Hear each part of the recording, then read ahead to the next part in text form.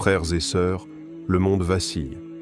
Les conflits s'enchaînent, les peuples crient à la justice, et au cœur de ce tumulte, une question ressurgit avec force. Qui est réellement le Mahdi? Des hadiths circulent, des récits abondent, mais que nous cache-t-on vraiment?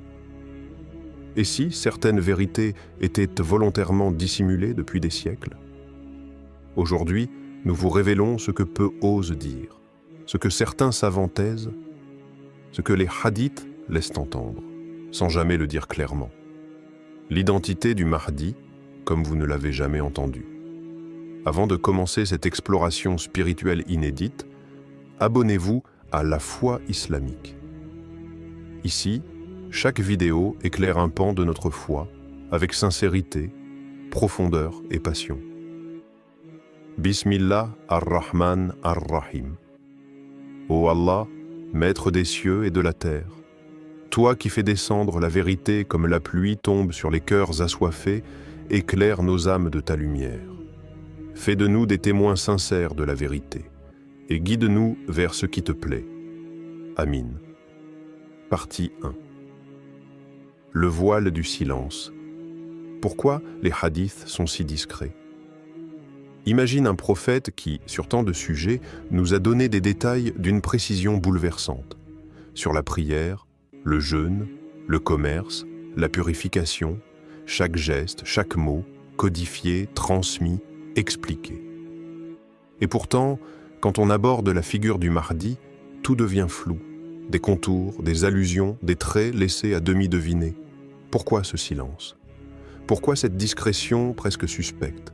Ce n'est pas une négligence, c'est une stratégie. Ce silence n'est pas un oubli, c'est une brume voulue, une sagesse divine que seuls ceux qui observent avec l'œil du cœur peuvent entrevoir. Car révéler trop tôt le visage du Mahdi c'eût été comme lancer un éclair dans une nuit encore trop jeune. Le monde n'était pas prêt, et certains ne le sont toujours pas. Il faut se rappeler qu'à l'époque du prophète, l'annonce d'un homme venu à la fin des temps, porteur de justice et de renouveau, aurait pu déstabiliser les structures mêmes de l'islam naissant. Le danger, que certains ne s'autoproclament Mahdi trop tôt, ou que d'autres ne cherchent à éliminer quiconque aurait ressemblé de près ou de loin à cette prophétie. L'histoire des faux messies et des imposteurs en est témoin. Alors Allah, dans sa sagesse, a permis que certains hadiths soient voilés sans être effacés. Certains compagnons, comme Hudayfa ibn al-Yaman, le dépositaire des secrets eschatologiques, possédaient des éléments troublants. Mais ils n'en parlaient qu'à voix basse. Certains récits furent transmis sous forme de murmures. Non pas parce qu'ils étaient faibles, mais parce que leur force était trop grande. Une bombe spirituelle dans une époque instable.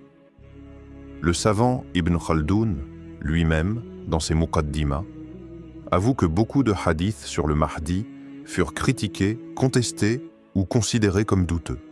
Mais pourquoi? Était-ce parce qu'ils manquaient d'authenticité ou parce qu'ils dérangeaient un certain ordre établi? Des récits trop clairs auraient pu être exploités, manipulés, retournés contre la communauté.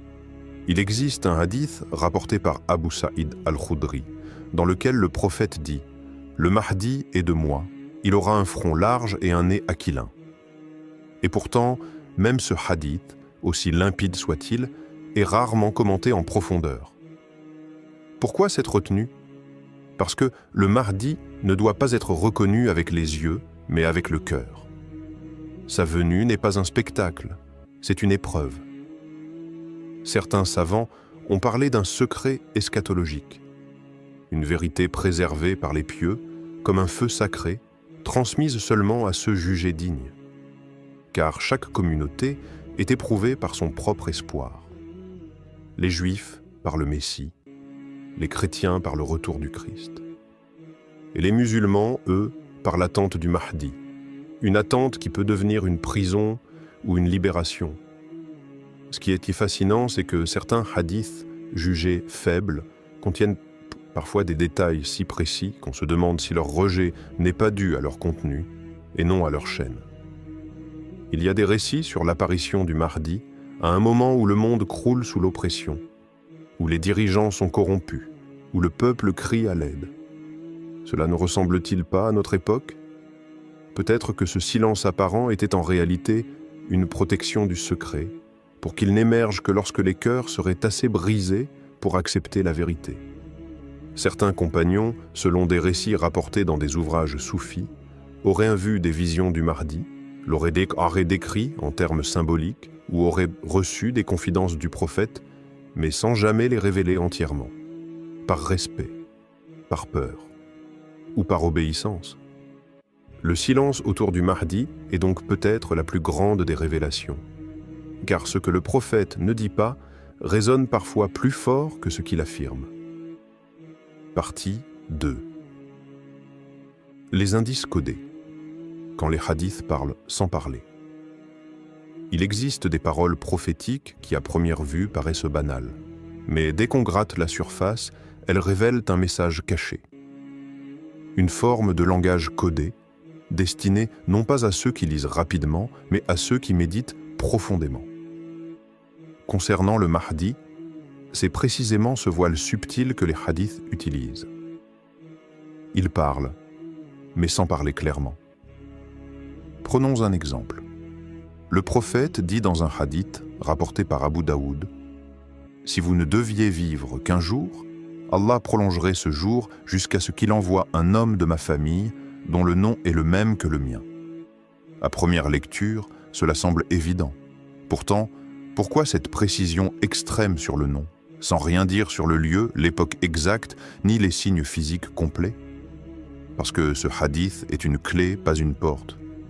Il ouvre, mais n'expose pas. Le Mahdi, selon cette logique, est une énigme vivante. Et chaque hadith en est un morceau de puzzle. On n'y trouve jamais un portrait détaillé, mais des fragments de description, un front large, un nez fin, un teint entre le clair et l'olivâtre. Pourquoi? Parce qu'un portrait trop complet, c'est une cible facile. Or, le Mahdi n'est pas un personnage hollywoodien. C'est une force, un mystère. Un homme caché par Dieu, révélé à l'heure exacte. Il y a plus subtil encore.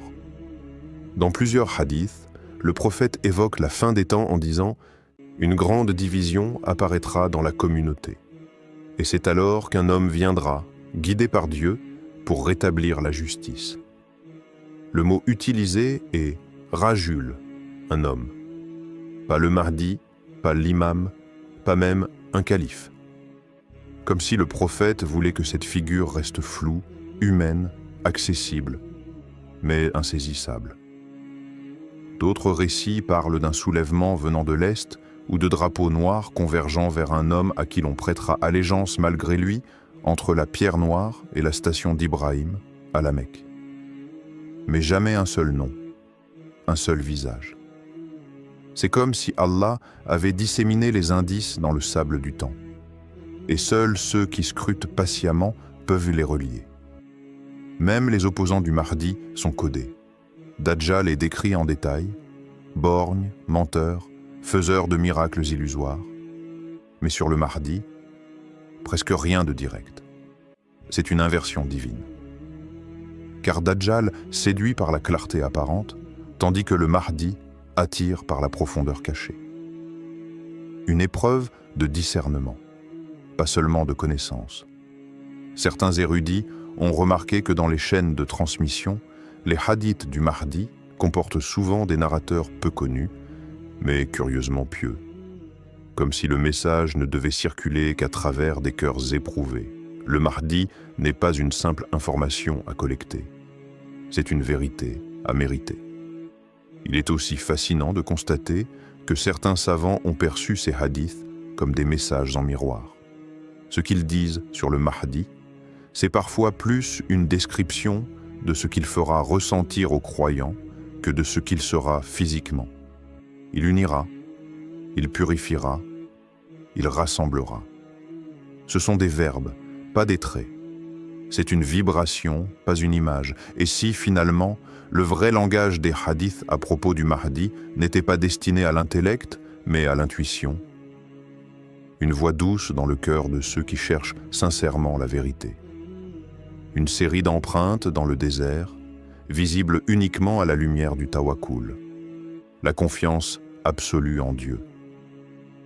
Les hadiths parlent, oui, mais ils parlent un dialecte que seules les âmes vigilantes peuvent entendre. Partie 3. Ceux qui savaient, les confidences silencieuses des compagnons. Ferme les yeux un instant. Imagine-toi dans une nuit de Médine. La chaleur est tombée, les étoiles veillent. Et sous un porche discret, 2 compagnons parlent à voix basse. Pas de grande foule, pas de discours enflammés, juste des mots murmurés, des confidences. Car certains savaient, oui, certains compagnons du prophète portaient en eux un secret, celui du Mahdi. Ce n'était pas une connaissance commune, transmise dans les assemblées publiques, c'était un dépôt, un fardeau spirituel confié à ceux dont le cœur était prêt. Des hommes comme Hudayfa ibn al-Yaman, surnommé le gardien des secrets. Lui, il savait qui étaient les hypocrites. Il connaissait les signes de la fin des temps. Il connaissait les noms que le prophète ne prononçait qu'en privé. Et parmi ces noms, certains disent « Il y avait celui du Mahdi ». Mais Hudayfa ne parlait pas facilement. Il observait, il attendait. Il transmettait parfois un mot, une expression, une allusion, pas plus. Pourquoi ce silence? Par sagesse. Car il savait que ce genre de vérité, révélée au mauvais moment, peut détruire plutôt que construire. Comme une graine sortie de terre avant l'heure, elle ne donne rien. Pire, elle se flétrit. Il y a aussi Ali ibn Abi Talib, le lion d'Allah, le dépositaire des sciences profondes. Dans certaines traditions transmises à travers les chaînes chiites et soufis, il aurait prononcé des paroles étonnantes sur un homme de sa descendance qui rétablira la justice après que la terre ait été emplie d'oppression. Était-ce le Mahdi? Beaucoup le pensent. Mais Ali, fidèle à son style, a souvent enveloppé ses vérités de symboles, d'images, de métaphores. Les compagnons n'étaient pas ignorants, ils n'étaient pas confus. Ils étaient prudents. Un savoir trop explosif doit être manié avec précaution. Certains l'ont consigné dans des écrits qui ne furent exhumés que bien plus tard. D'autres l'ont confié à des élèves, des maîtres spirituels, dans des chaînes de transmission silencieuses. Pas dans les bibliothèques, dans les cœurs. Et que dire d'Abdullah ibn Mas'ud, ce géant de science? Il a rapporté des hadiths troublants sur les bouleversements de la fin des temps, sur l'apparition d'un homme que les gens suivront spontanément sans qu'il ne demande le pouvoir. Il disait « Lorsque les gens verront son comportement, ils sauront. » Une phrase simple, mais lourde. Car cela signifie que l'identité du Mahdi ne sera jamais annoncée. Elle sera reconnue, intérieurement. Il existe aussi des traditions où certains compagnons auraient vu le Mahdi en rêve. Des rêves transmis, commentés, interprétés à demi-mot. Car on ne joue pas avec les symboles célestes. Ces rêves ne sont pas des films à raconter. Ce sont des signes pour ceux qui veillent. Un rêve véridique, disait le prophète, est une partie de la prophétie. Alors pourquoi ce silence? Pourquoi ces compagnons si proches du prophète, si instruits, ont-ils gardé ces connaissances dans l'ombre? Parce qu'ils savaient que la lumière du Mahdi devait surgir au moment le plus sombre, et que la flamme de la vérité ne s'offre pas aux foules, mais à ceux qui cherchent avec sincérité. Ceux qui savaient n'ont rien crié. Ils ont planté des graines dans le sable du temps. Et aujourd'hui, peut-être que certaines de ces graines sont prêtes à germer. Pas dans les bibliothèques, pas dans les débats, mais dans les cœurs qui battent au rythme du rappel d'Allah. Partie 4. La stratégie divine. Pourquoi l'identité du Mahdi ne peut être révélée trop tôt? Il y a des vérités qu'Allah protège, non pas parce qu'elles sont trop faibles pour être exposées, mais parce qu'elles sont trop puissantes pour être révélées avant l'heure. L'identité du Mahdi appartient à cette catégorie. Ce n'est pas un mystère par oubli, mais un secret par sagesse. Une stratégie divine, subtile, invisible, mais absolument parfaite. Allah est Al-Hakim, le sage. Chaque silence dans la révélation est un message. Chaque omission apparente est une protection. Révéler l'identité du Mahdi trop tôt aurait ouvert la porte à ce que les âmes faibles ne peuvent supporter. La confusion, les impostures, les troubles. Imagine, si son nom exact, son visage précis, son lieu de naissance avait été clair, combien d'usurpateurs se seraient dit levés? Combien auraient manipulé ces signes pour revendiquer une autorité qui ne leur appartient pas? L'histoire en témoigne. Des dizaines d'hommes, à travers les siècles, ont prétendu être le Mahdi. Certains sincèrement, d'autres par orgueil ou ambition. Mais tous ont échoué. Car la vérité ne se prend pas. Elle se manifeste quand Allah l'ordonne. La stratégie divine, c'est aussi de tester les cœurs. Le prophète nous a avertis, les épreuves de la fin des temps sont si redoutables que celui qui dort croyant peut se réveiller mécréant. Dans cette obscurité, Allah ne donne pas des certitudes extérieures. Il donne des repères intérieurs. Pas un nom, mais une lumière. Pas une localisation, mais une vibration spirituelle. C'est pourquoi le Mahdi ne se reconnaît pas dans les journaux. Il se reconnaît dans la sincérité. Il se manifeste à ceux qui ont purifié leur regard du monde. Ce n'est pas un chef politique. C'est un serviteur de Dieu, unificateur des cœurs brisés, réparateur de l'humanité égarée. Et pour que son impact soit pur, il doit surgir dans le silence de l'inattendu, pas dans le vacarme des rumeurs. Le secret autour du Mahdi n'est pas une absence, c'est une préparation. Comme un champ que l'on irrigue sans que la graine ne perce encore la terre. L'eau agit, en profondeur, en silence. Et un jour, sans prévenir, la tige jaillit. De même, les signes s'alignent, les cœurs se préparent, les tyrannies s'effondrent lentement. Et puis, au moment exact que seul Allah connaît, l'homme se lève. Il y a également une logique divine dans la dissimulation de son identité, casser toute idolâtrie de la personnalité. Dans ce monde où l'on adore les images, où l'on suit les hommes plus que les idées, Allah a caché le Mahdi pour que l'on suive son message et non son apparence. Il n'est pas un prophète. Il est un miroir du prophète dans les derniers temps. Et on ne s'attache pas au miroir, mais à ce qu'il reflète. Enfin, il faut comprendre que cette stratégie d'occultation protège aussi le Mahdi lui-même. Car même s'il est élu, il reste un homme. Et les hommes, avant leur heure, ne sont pas prêts à porter le fardeau de toute une Ummah. Allah l'éduque, le forme, le purifie, loin des projecteurs. Comme Moïse fut formé dans le désert, comme Joseph fut éprouvé dans le puits, le Mahdi, lui aussi, est façonné dans l'ombre. Car seule l'ombre peut produire une lumière pure. Quand le temps viendra, il n'aura pas besoin de se présenter. Les vrais croyants le reconnaîtront, pas parce qu'il se proclamera, mais parce que tout en lui résonnera avec ce qu'ils attendaient au fond de leur âme. Partie 5. Et s'il était déjà parmi nous? Les signes que vous ne voyez pas. Et si tout ce que tu cherchais était déjà là? Et si l'homme que tu attends depuis des années, l'envoyé du dernier espoir, le sauveur promis, marchait aujourd'hui dans une rue que tu connais, priait dans une mosquée voisine, vivait dans l'anonymat, à 2 pas de ta vie? Est-ce que tu le reconnaîtrais? Ou passerais-tu devant lui sans jamais lever les yeux? Le Mahdi, ce n'est pas une légende qu'on attend comme on attend une éclipse. C'est une réalité imminente, une pièce déjà posée sur l'échiquier divin.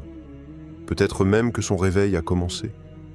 Pas dans les médias, pas dans les théories, mais dans les secousses invisibles du monde.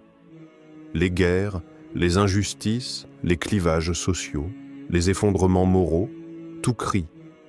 Le temps approche. Mais toi, es-tu capable de le voir? Car le Mahdi ne sera pas ce héros en armure dorée, débarquant sous des trompettes. Il sera humble, méconnu, incompris. Il ne viendra pas séduire les foules, il viendra les réveiller. Et qui aime vraiment être réveillé? Peut-être est-il déjà en train d'observer ce monde comme un veilleur dans la nuit. Peut-être est-il en train d'apprendre en silence, de prier pendant que d'autres dorment, de pleurer sur la misère du monde pendant que d'autres festoient. Peut-être qu'en ce moment, pendant que tu écoutes ces paroles, lui aussi écoute. Mais dans une solitude que personne ne comprend.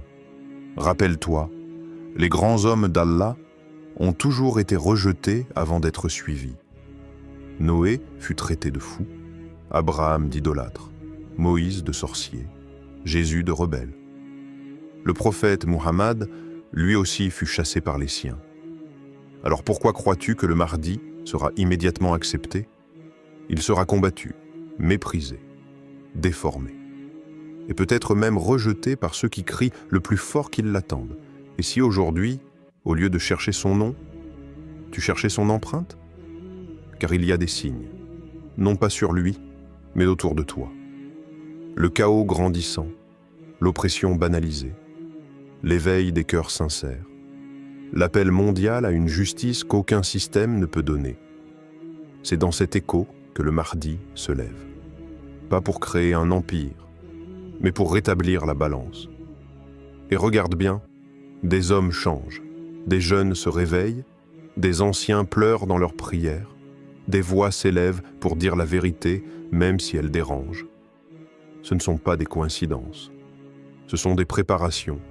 Allah ouvre les cœurs avant d'envoyer ses serviteurs. Le Mahdi ne vient pas avant que ses partisans ne soient d'appui près. Alors, la vraie question n'est plus « où est-il ?» mais plutôt « suis-je prêt à le reconnaître? Suis-je assez pur pour marcher à ses côtés ?» Car le Mahdi, ce n'est pas une réponse extérieure, c'est un test intérieur. Il vient révéler ce que chacun cache dans son cœur. L'amour sincère de la vérité ou l'attachement hypocrite aux illusions. Et si tu refuses de changer aujourd'hui, que feras-tu quand il te tendra la main demain? Peut-être que le Mahdi est déjà là. Peut-être qu'il attend juste que toi, tu sois prêt. Frères et sœurs, le Mahdi n'est pas un mythe, il est une promesse. Une promesse faite à une Oumma blessée, mais vivante. Il ne viendra pas pour dominer, mais pour restaurer la justice, la foi et l'unité. Mais souvenez-vous, ceux qui ont reconnu les prophètes dans le passé étaient les humbles, les éveillés, les sincères. Pas les puissants ni les arrogants. Alors si demain le Mahdi frappe à ta porte, seras-tu prêt à l'écouter? Abonnez-vous à La Foi Islamique et partagez cette vidéo pour réveiller les consciences. Le Mahdi est peut-être plus proche qu'on ne l'imagine. Et Allah sait mieux.